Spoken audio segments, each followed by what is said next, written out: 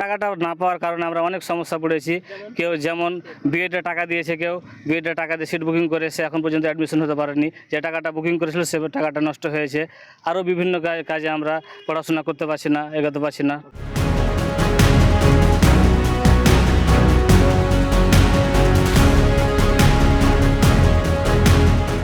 শুরুটা হয়েছিল পার্থ অর্পিতা দিয়ে। চকচকে নোটের বান্ডিল দেখে ঘুম উড়েছিল মানুষের। চাকরি ক্ষেত্রে বেনিয়মের অভিযোগ তুলে দিনের পর দিন পথে কাটিয়েছিলেন যোগ্যরা। তারপর টেট বিতর্ক, ওয়েমার জালিয়াতি থেকে ধরা পড়েছে ভুয়ো শিক্ষক। টাকার বিনিময়ে বিকিয়েছে শিক্ষা। বছর পেরিয়েছে, বদলেছে দুর্নীতির প্যাটার্ন। চুরি গেছে তরুণের স্বপ্ন, ট্যাব কাণ্ডে একের পর এক গ্রেপ্তারি। এবার নয়া দুর্নীতি পর্দাফাশ মালদায়। পড়ুয়াদের স্কলারশিপের টাকাতেও থাবা। স্বামী বিবেকানন্দ স্কলারশিপ পাচ্ছেন ষাটোর্ধ্বরা। প্রশ্ন উঠেছে, রাজ্যের সরকারের পোর্টালে স্কলারশিপের জন্য আবেদন করা তালিকা কিভাবে পরিবর্তন হয়ে গেল? তবে কি ট্যাব দুর্নীতির মতো এক্ষেত্রেও নেপথ্য সাইবার জালিয়াতি? সরকারি পোর্টালগুলিতেও নেই সুরক্ষা কবচ? বাংলা শিক্ষা পোর্টালে অ্যাকাউন্টগুলো বিভিন্ন কর্নার থেকে চেঞ্জ করা যায়, সেটাই হেডমাস্টার এন্ড থেকে হোক, এসআই অফিস এবং ডিআই অফিস।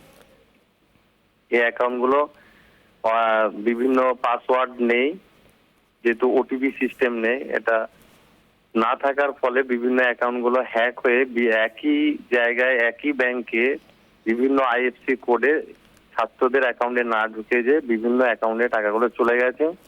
স্নাতকোত্তরে মেধাবী এবং অর্থনৈতিকভাবে পিছিয়ে পড়া শিক্ষার্থীদের আর্থিক সহায়তার লক্ষ্যে স্বামী বিবেকানন্দ স্কলারশিপ চালু করেছে রাজ্য। সেই টাকাও পৌঁছয়নি তাদের অ্যাকাউন্টে। উচ্চশিক্ষায় বাধা হয়ে দাঁড়িয়েছে স্কলারশিপের দুর্নীতি। সরব হয়েছেন শিক্ষাবিদরাও। রাজা হচ্ছে সরকার, তার পেটোয়ারা, তাদের মাতব্বররা, তাদের অর্গানাইজেশন গুলো, তাদের বিভিন্ন শাখা পোশাকগুলো, তারা ওই গরিব অসহায় মেধাবী ছাত্রদের স্কলারশিপেও খাবে, ওটাও ছাড়বে না। মানে ওই যত ধরনের চুরি চামারি আছে, বালু চুরি, গরু চুরি থেকে শুরু করে, আমরা তো দেখতে পাচ্ছি সেটা। আমি বিস্মিত, মেধাবী গরিব ছাত্রদের জন্য স্কলারশিপ, সেটাকেও দুর্নীতির মধ্যে আনতে হবে। এরকম ভাবে স্কলারশিপ দেওয়ার ক্ষেত্রে অযোগ্যদের স্কলারশিপ দেওয়া হচ্ছে, দেওয়া হবে, এবং সেটা তদন্ত হবে না। তদন্তের জন্য বারবার প্রতিশ্রুতি দেওয়া হবে, অথচ সেটা কার্যকর হবে। এই তো পরিস্থিতি। এই পরিস্থিতি শুধু মালদহে নয়, অনেক জায়গাতেই আছে, হয়তো সাংবাদিকদের নজরে পড়ছে না। ঘটনা প্রকাশ্যে আসতেই শাসক দলের মুখে শুধুই আশ্বাসবাণী, পাল্টা বিদ্যে ছাড়েনি বিরোধীরা। এটা কমপ্লেন হয়েছে, এটা ভিডিও ডিএম এরা দেখছেন, যারা ইনভলভ থাকবে তাদের বিরুদ্ধে কঠোর ব্যবস্থা হবে, এটা আপনাকে বলে দিচ্ছি।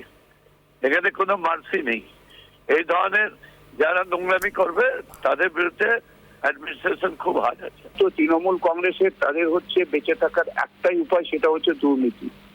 দুর্নীতি এবং মানুষকে লুট করা, মানুষের সমস্ত অধিকার লুট করা, সমস্ত রকমের সুযোগ সুবিধা থেকে মানুষকে বঞ্চিত করা, এটাই তৃণমূল কংগ্রেসের সংস্কৃতি।